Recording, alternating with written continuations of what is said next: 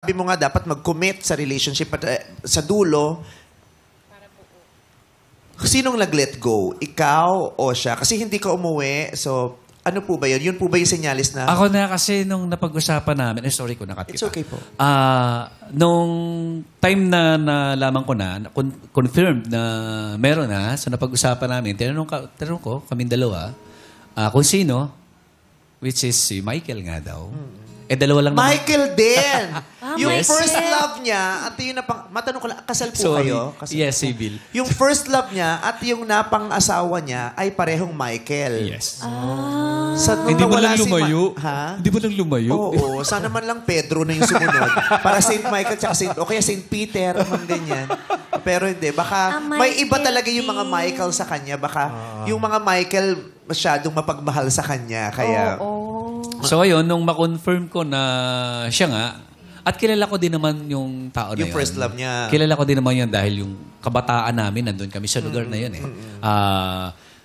So parang ang lalim, ang bigat ng emotions, napasok agad sa akin, parang wala akong laban. Kasi ang kinalaban ko yung nauna.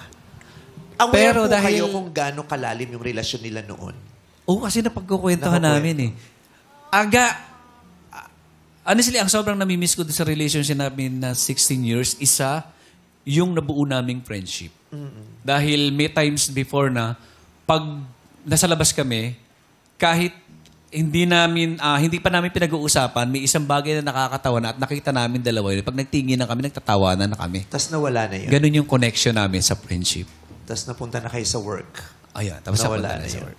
So aware ka. Aware so ako. so hindi ka nabigla nung nalaman mong, ay, nanumbalik, Masakit. nandiyan pala. Nabigla. Pero yung alam mo na, pero pag nalaman mo na para kang sinupalpal sa mukha mo na, iyon na rin, totoo pala yung inala mo, sobrang, mas parang nadoble yung sakit.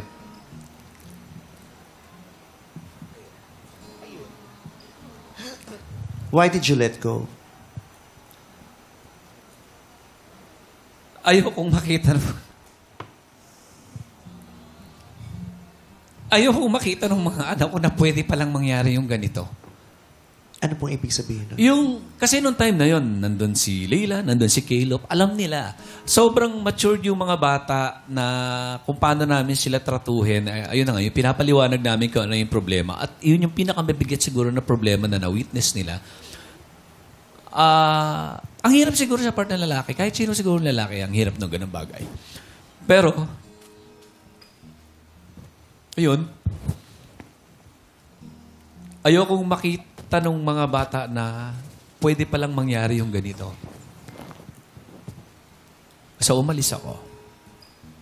At yun. It's July 7, 2019, right now? Yes.